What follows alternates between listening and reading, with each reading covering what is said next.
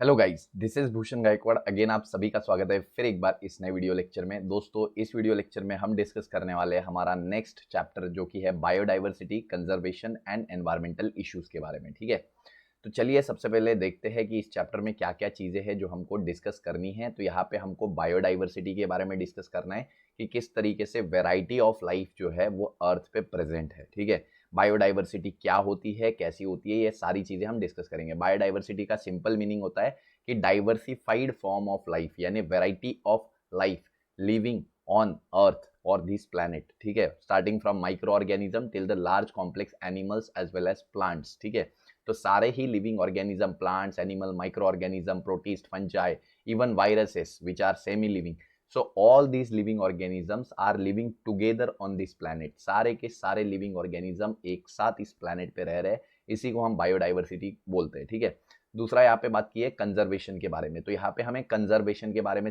Discuss करना है कि इतनी सारी बायोडाइवर्सिटी जो है वो दिन ब दिन अब धीरे धीरे इनमें से कुछ एनिमल्स या प्लांट, या बोल सकते हैं बहुत ज्यादा अमाउंट में एनिमल्स और प्लांट एक्सटिंक्ट होते जा रहे हैं because of over exploitation of human use. ठीक है, तो हम ह्यूमंस जो है बहुत ज्यादा एक्सप्लॉइट कर रहे हैं नेचर को, बहुत ज्यादा यूज कर रहे हैं। ठीक है, और बहुत ज्यादा इंटरफेयर कर रहे हैं नेचुरल प्रोसेसेस में। तो इस वजह से धीरे धीरे ये बायोडाइवर्सिटी कम हो रही है, खत्म हो रही है। तो इसी को हमें प्रोटेक्ट करना है, इसीलिए कंजर्वेशन के बारे में पढ़ेंगे। कंजर्वेशन में कंजर्वेशनल लॉस पढ़ेंगे कि क्या लॉ, क्या रेगुलेशंस है और किस तरीके से बायोडाइवर्सिटी को हम कंजर्वेशन कर सकते हैं और क्या क्या तरीके होते हैं कंजर्वेशन करने के, वो सारी चीजें हम यहाँ डिस्कस करेंगे। और लास्ट में एनवायरमेंटल इश्यूज के बारे में, जैसे water pollution, soil pollution, air pollution. तो ये सारी चीजें हमको इस लेसन में डिस्कस करनी है। ठीक है, तो स्टार्टिंग करते हैं हमारे पहले बॉक्स से। यहाँ पे कुछ पूछा है आपको, कैन यू रिकॉल, क्या आप ये चीजें रिकॉल कर सकते हैं जो आपने 8, 9, 10th में पढ़ी है।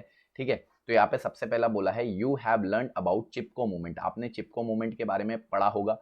ठीक है, इसके अलावा यहाँ पे एक एफर्ट के बारे में पूछा है, and efforts of Shri Jadav Payeng. Jadav Payeng नाम के एक एनवायरमेंटल एक्टिविस्ट है। तो उनके बारे में आपको क्या पता है, क्या जानते हो आप। ठीक है, जो कि आपने स्कूल में पढ़ा है। What is the importance of such activities, in activities का क्या इंपॉर्टेंस है। तो सबसे पहले एक एक चीज डिस्कस करेंगे। चिपको मूवमेंट जो है वो हम देखते हैं, दैट इज रेनी नाम के एक छोटे से गांव में स्टार्ट हुई थी 1970s में। ठीक है, और यहाँ पे एक महिला ने पेड़ को हक कर लिया था। ठीक है, पेड़ को पूरे तरीके से हक कर लिया था हिमालय में।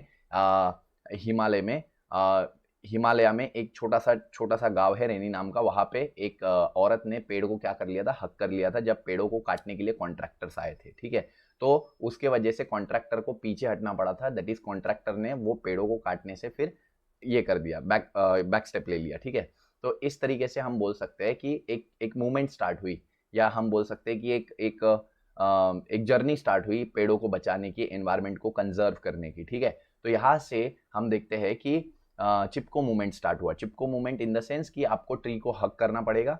ठीक है, जिससे कि अगर कोई भी आपके पेड़ को काटने आ रहा है, या कोई किसी ऐसे एरिया में जहाँ के लोग सिर्फ और सिर्फ पेड़ों पे ही सर्वाइव करते हैं, जैसे उस गांव के बहुत सारे आदिवासी, बहुत सारे लोग सिर्फ पेड़ों पे निर्भर थे, तो उन्होंने उन पेड़ों को कटवाने से मना कर दिया कि भाई हमारे गाँव के, हमारे जंगल के पेड़ आपको नहीं काटने देंगे। ठीक है, अगर काटने पड़ेंगे तो पहले आपको, मतलब हमें मारना पड़ेगा। ठीक है, वो जब पेड़ों को हक करते हैं तो उनका इंटेंशन ये होता है कि पहले हमें काटो, पहले हमें मारो, फिर उसके बाद आप पेड़ काटो।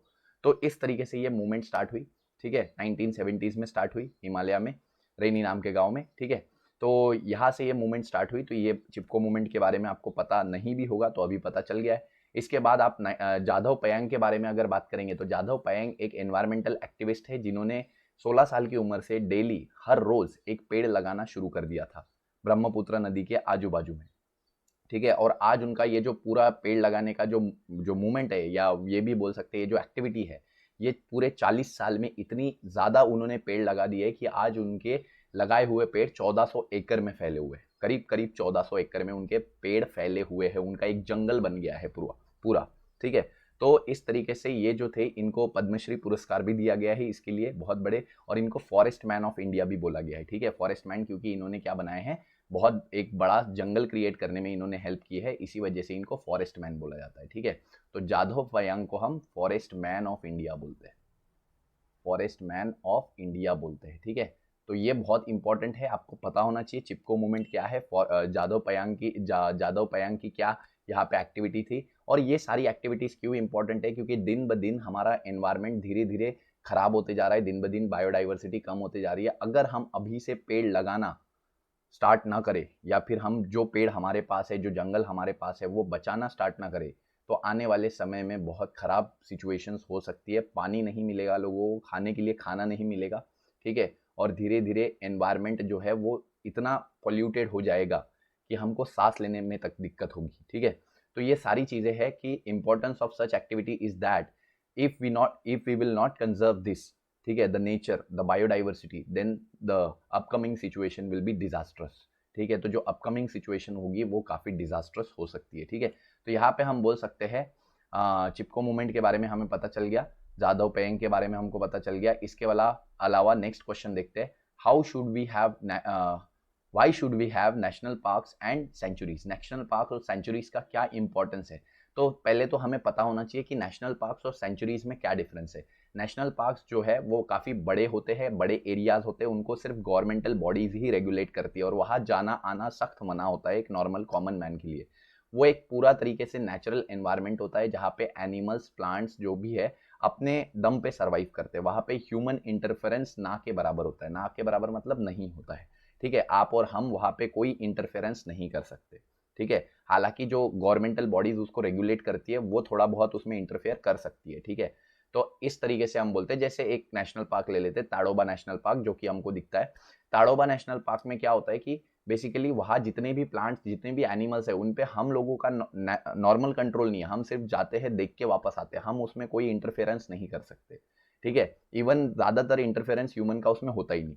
लेकिन अगर कोई शेर या कोई ऐसा एनिमल जो काफ़ी एंडेंजर्ड है, एंडेंजर्ड यानी खत्म होने की कगार पे, अगर उसकी उसकी तबीयत खराब है या उसको कोई दिक्कत है, तो ऐसे में वो ह्यूमन बींग्स यानी हम यानी रेगुलेटरी बॉडीज, गवर्नमेंटल बॉडीज उसको सॉर्ट आउट करती है कि अगर किसी शेर की तबीयत खराब है, किसी टाइगर की तबीयत खराब है, तो उसको उसकी तबीयत में सुधार लाने में वो हेल्प करती है, बस दैट्स इट।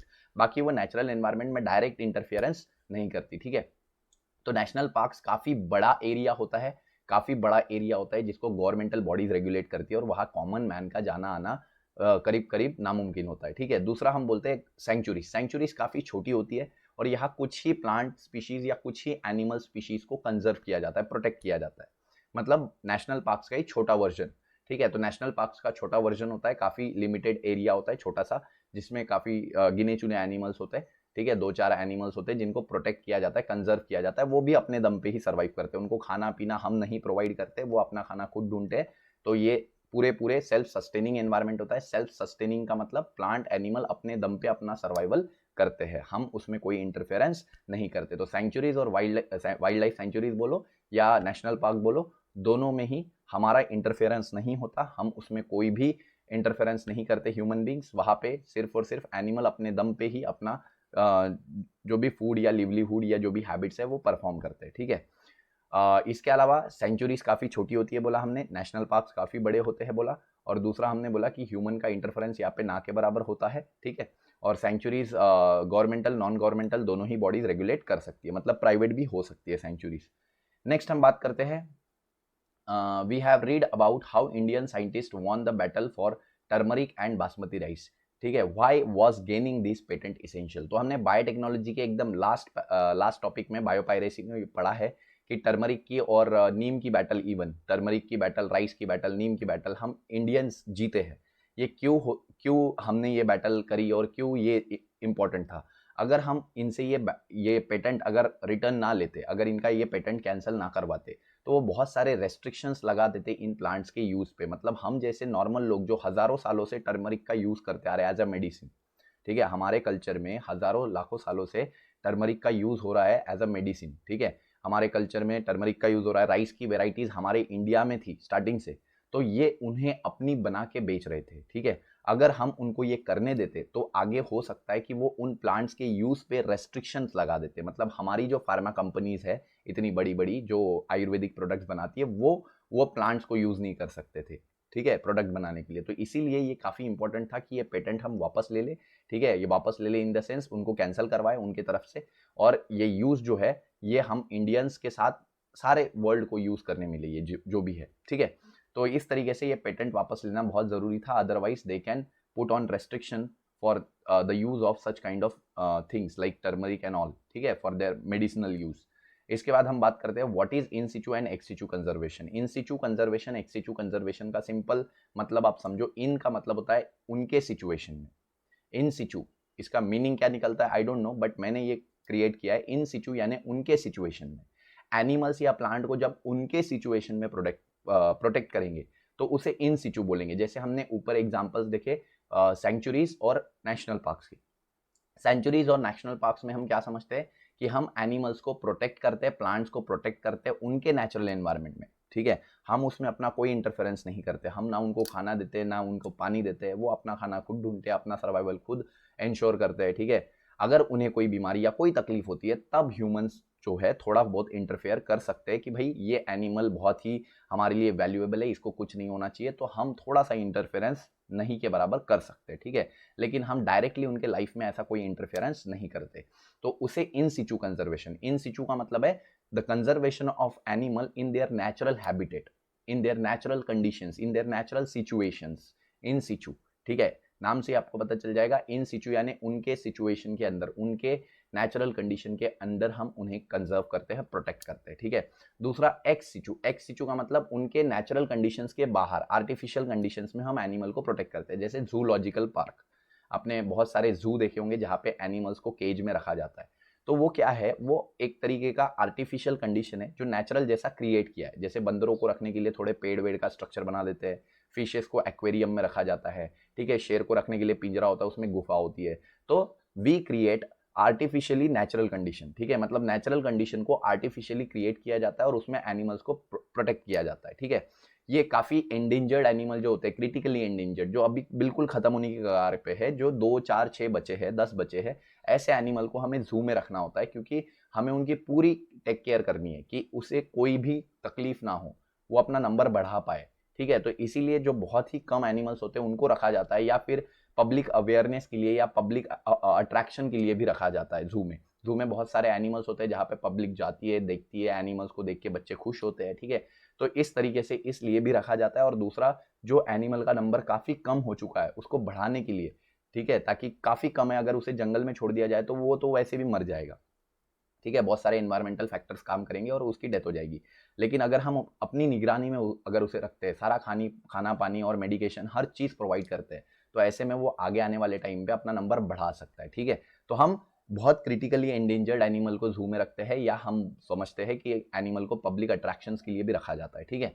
तो ये होता है इन सिचू एक्स सिचू। इन सिचू का मतलब the protection of animal, conservation of animal in their natural conditions, and ex situ का मतलब होता है the conservation of animal outside of their natural condition in artificial condition, ठीक है, which are simulated natural like, ठीक है, मतलब natural like condition ही वहां पे सिमुलेट की जाती है और वहां पे उनको प्रोटेक्ट किया जाता है, ठीक है।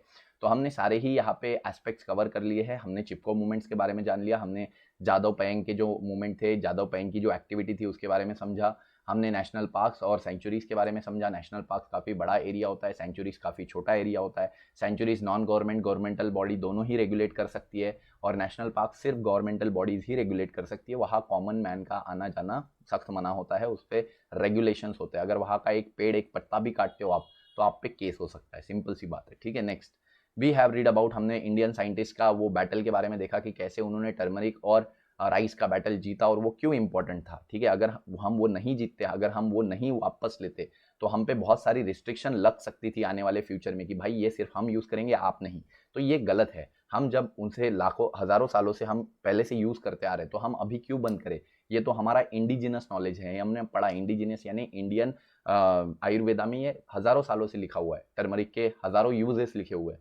तो ये आप कैसे बोल सकते हो एक दिन के, एक साल के रिसर्च में कि हमने ये ढूंढा है कि टर्मरिक जो है वो मेडिसिनल वैल्यू शो करता है। ये मतलब उनका बोलना था कि हमने ढूंढा है, but it was really wrong कि उन्होंने ढूंढा है। कैसे ढूंढा है, हज़ारों सालों से तो हमारे बुक्स में लिखा है, ठीक है, तो आपने कैसे ढूंढा है। तो ये बहुत गलत तरीका था, क्योंकि आगे आने वाले टाइम पे अगर वो पेटेंट उनके पास कंटिन्यू करता, तो आगे आने वाले टाइम पे किसी भी वक्त वो उसके यूज़ पे रेस्ट्रिक्शंस लगा सकते थे और हमारा उनको यूज़ करना एज अ मेडिसिन बंद हो सकता था। तो ये बहुत इंपॉर्टेंट था। इन सिचू एक्स सिचू कंजर्वेशन हमने समझ लिया। तो ये टेबल बहुत इंपॉर्टेंट है, पहले तो ये टेबल का इन्फॉर्मेशन आपको मिल जाए। अब हम अगले वीडियो लेक्चर में, आई थिंक ये वीडियो लेक्चर थोड़ा लंबा हो चुका है, अगले वीडियो लेक्चर में हम बात करेंगे बायोडाइवर्सिटी क्या होती है, बायोडाइवर्सिटी की डेफिनेशन क्या होती है, और उसके नेक्स्ट वीडियो लेक्चर में हम बात करेंगे लेवल्स ऑफ बायोडाइवर्सिटी क्या क्या होता है। तो ये चैप्टर काफ़ी इंटरेस्टिंग होने वाला है, ठीक है, थ्योरेटिकल है लेकिन काफ़ी मज़ेदार होने वाला है। अगर आपको इस वीडियो लेक्चर में मज़ा आया है तो वीडियो को लाइक कीजिए, दोस्तों के साथ शेयर कीजिए, चैनल पर नए होंगे तो सब्सक्राइब कीजिए। ऐसे ही हमारे चैनल के साथ बने रहिए, खुश रहिए, ज़िंदगी के मज़े लेते रहिए। तब तक के लिए थैंक यू वेरी मच।